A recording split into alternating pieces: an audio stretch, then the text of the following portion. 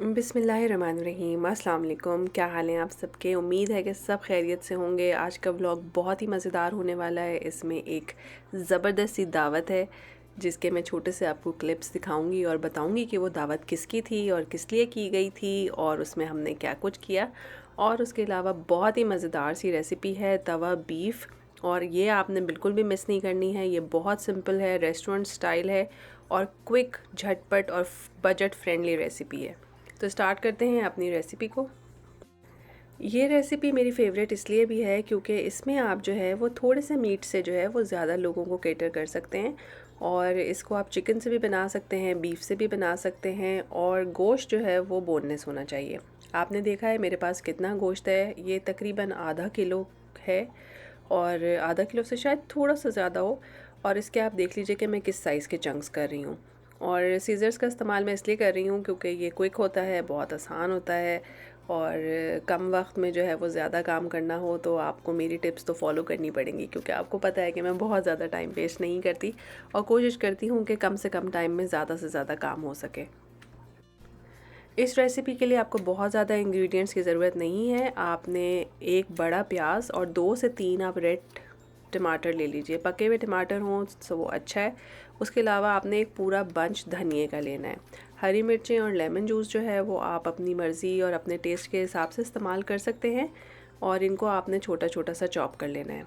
अच्छा जी, first step ये है कि आपने जो बीफ है उसको गला लेना है। अब देखें, मैं इसको प्रेशर कुक कर रही हूँ। बहुत छोटी बोटियाँ हैं, आप 2 विसिल्स तक इसको प्रेशर कुक करेंगे, ये बहुत अच्छा सा जो है वो गल जाएगा। आप चाहें तो नॉर्मल रेगुलर पॉट में इसको उबाल सकते हैं। इसमें थोड़ा सा नमक और लहसुन अदरक का पेस्ट, ये दोनों चीज़ें हम शामिल करेंगे और इसको उबलने के लिए रख लेंगे।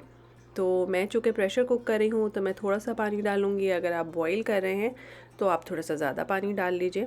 और इसको हमने तकरीबन 90 टू 95% तक गला लेना है।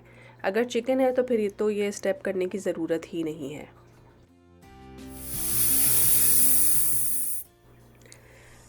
कुकर की अगर आपने स्टीम फ़ौरन निकालनी हो तो इसे आप टैप वाटर के नीचे रख दीजिए, तो बस ये फटाफट जो है वो ठंडा हो जाता है और स्टीम जो है वो फ़ौरन ही इसमें से ख़त्म हो जाती है। लेकिन अगर आप डरते हैं तो ज़रूर इस चीज़ को अवॉइड कीजिए, बिल्कुल भी मत कीजिए, और इसको ख़ुद से स्टीम जो है वो रिलीज़ करने दीजिए। उसके बाद आप इसको जो है वो स्ट्रेन कर लीजिए, गोश्त के पीसेस अलग कर लें और साथ में जो यखनी है उसे अलग कर लें। ये तवा मेरा ऑल टाइम फेवरेट तवा है। ये मुझे विनर से मिला था और इसमें बहुत ही क्या कहना चाहिए, इसका जो मटेरियल है वो हल्का मटेरियल है, तो इसमें स्टर फ्राई बहुत ही मज़ेदार और ज़बरदस्त किस्म का होता है। मैंने ऑयल डाला है और ऑयल के अंदर गोश्त की बोटियों को अच्छी तरह से मैं फ्राई करूँगी। फ्राइंग आपने 5 से 6 मिनट तक ज़रूर करनी है, क्योंकि सिर्फ मैं अकेली वहमी नहीं हूँ, मुझे पता है लोगों को गोश्त में से स्मेल आती है। तो बॉइल्ड गोश्त को आपने 5 से 6 मिनट तक हाई फ्लेम पे अच्छी तरह से फ्राई करना है, और उसके बाद आपने ये सारे मसाले इसके अंदर डाल देने हैं। बिल्कुल बेसिक मसाले थे, नमक, हल्दी, लाल मिर्च, ज़ीरा, काली मिर्च और चिली फ्लेक्स।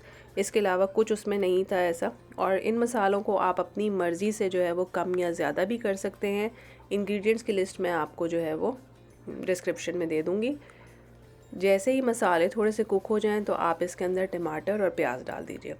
अब आपने सारा काम जो है वो मीडियम टू हाई फ्लेम पे करना है, क्योंकि गोश्त जो है वो आप पहले ही गला चुके हैं 90 टू 95%। अब नेक्स्ट 15 टू 20 मिनट्स जो हैं उसमें आप गोश्त को जो है वो अच्छी तरह से पका लेंगे, क्योंकि अब आपने इसको प्याज के साथ और टमाटर के साथ पकाना है। अगर आप चाहते हैं कि थोड़ा सा पानी ऐड करें तो पानी ऐड करने के बजाय जो उसमें स्टॉक था वो यूज़ करें। और इसको मैं थोड़ा सा ड्राई रखूँगी। अगर आप इसमें ग्रेवी इस्तेमाल करना चाहते हैं या ग्रेवी रखना चाहते हैं तो आप वही वाला स्टॉक इस्तेमाल कीजिए। तो इसको अच्छी तरह से मैंने पकाया है और साथ साथ जो है वो मैं क्रश करती जा रही हूँ, और साथ ही मैंने इसके अंदर 1 टेबलस्पून भर के दही डाल दिया है।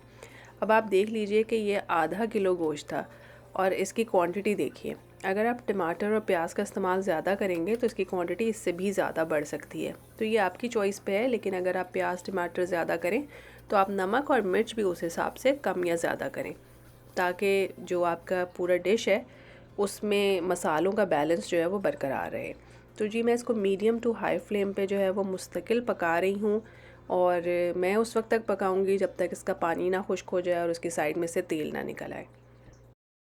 अगर आपने स्ट्रीट्स पे कटाकट बनते हुए देखा है, जिसे लाहौर में टकाटक कहते हैं, तो देखा होगा आपने, इसमें हरी मिर्चें डालते हैं, धनिया पुदीना डालते हैं, लेमन जूस डालते हैं और अच्छी तरह से कटाकट कटाकट करते रहते हैं।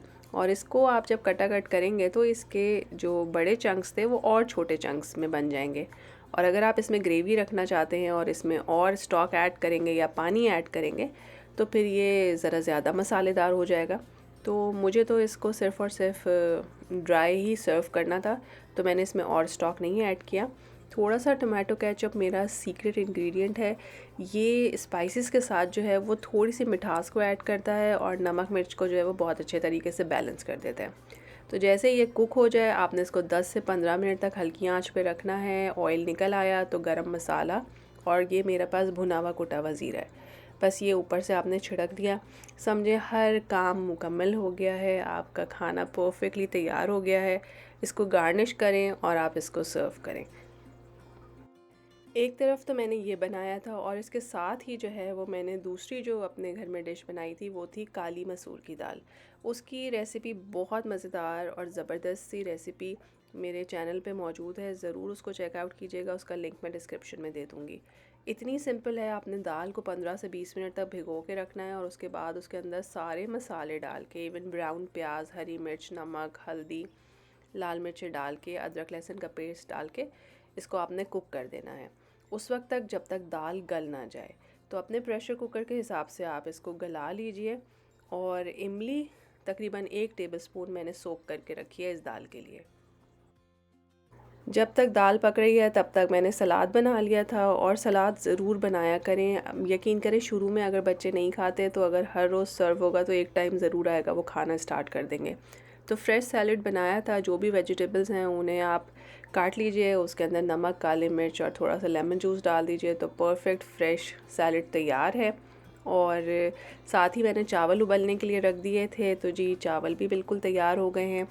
और दाल जो है वो मेरी प्रेशर कुक हो गई है, उसको अब हम तड़का लगाएंगे और अब मैं आपको दिखाऊंगी कि उसमें इमली किस तरह से डालनी है। दाल के बघार में मैं लहसुन और ज़ीरा और अगर गोल वाली लाल मिर्चें हैं तो आप वो भी डाल सकते हैं। दाल देख लीजिए बिल्कुल अच्छी तरह से गल गई है। इस स्टेज पे आप इसमें गर्म पानी, याद रखें गर्म पानी डाल के इसकी कंसिस्टेंसी एडजस्ट कर सकते हैं। मेरे पास इमली वाला पानी है जो कि गर्म ही है, मैं इसमें वो डालूँगी और इसके साथ में पिसा हुआ ज़ीरा और गरम मसाला इसको शामिल करके सिर्फ एक बॉयल दिलाऊंगी। इमली डालने के बाद आपने इसको बहुत देर तक नहीं पकाना और उसके बाद आप इसे बघार दीजिए। बस आपकी दाल तैयार है, चावल तैयार है और मज़ेदार सा जो है वो तवा बीफ तो आप पहले ही तैयार कर चुके हैं। तो इससे ज़्यादा मज़ेदार कॉम्बिनेशन क्या हो सकता है। तो जी ये था हमारा आज का खाना और हमारे सारे बच्चों को बहुत मज़ा आया। तवे में ही मैंने सर्व किया इसको। और रात में जी हमें जाना था एक जगह पर डिनर पे। हमारी बहुत प्यारी अच्छी सी दोस्त हैं मिसेज़ अली, जो हमारे पास से जो है वो शिफ़्ट हो रही हैं माशाल्लाह, एक बिल्कुल नई जगह पे जा रही हैं। हमसे थोड़े फ़ासले पे तो ज़रूर हैं, लेकिन ज़ाहिर है अच्छे लोग हमेशा याद रहते हैं और हमारे दिल में हमेशा वो याद रहेंगी। तो उनके लिए हमने एक छोटी सी दावत का इंतज़ाम किया था और बहुत बहुत मज़ा आया। जहाँ पे सारे दोस्त इकट्ठे हों तो आप सोचें वहाँ पे मज़ा क्यों नहीं आएगा। तो जी हमें बहुत मज़ा आया और हम उनको बहुत ही ज़्यादा मिस करेंगे। और मैं तो स्पेशली मिस करूँगी क्योंकि वो चंद ऐसे लोगों में से हैं जिनसे मैं बहुत रिलेट करती थी। मुझे ऐसा लगता था कि वो बिल्कुल मेरे ही जैसी सोच रखती हैं, मेरे ही तरह से जो है वो बात करती हैं। तो अल्लाह ताला उन्हें खुश रखें, आबाद रखें, जहाँ जाएं अपने बच्चों के साथ आसानी और खैर व बरकत के साथ रहें। हमारी नेक तमन्नाएँ और दुआएँ उनके साथ साथ हैं। और स्पेशल थैंक्स तो हमारे होस्ट का भी है जिन्होंने हमें अपने घर में बुलाया और ये इतनी अच्छी दावत का इंतज़ाम किया। और सबसे इम्पॉर्टेंट बात कि हमारे पास जो है वो एक बहुत ही अच्छी ख़ातून है जो इस ग्रुप को ऑर्गेनाइज़ करती हैं, चलाती हैं, सारे फ्रेंड्स का ख्याल रखती हैं, दावतें अरेंज करती हैं, फेयरवेल अरेंज करती हैं। तो बस जी बहुत बहुत शुक्रिया फ़रखंदा का भी कि जो इतनी अच्छी पार्टी अरेंज करती हैं। अल्लाह ताला सबको अपने घरों में खुश आबाद रखे। होपफुली आपको मेरा आज का व्लॉग पसंद आया होगा। अगर आपको पसंद आया है तो आपने चैनल को लाइक और सब्सक्राइब ज़रूर करना है। और मेरे लिए कोई अच्छा सा कमेंट ज़रूर छोड़ें ताकि मुझे पता चले कि मैं कैसा काम कर रही हूँ। आपकी अप्रिसिएशन से ही जो है वो मेरा मोराल हाई होता है और हम ज़्यादा अच्छा काम कर सकते हैं। तो अल्लाह ताला सब दोस्तों को इसी तरह से हंसता मुस्कुराता रखे। फिर मिलेंगे एक नई वीडियो के साथ। अल्लाह हाफ़िज़।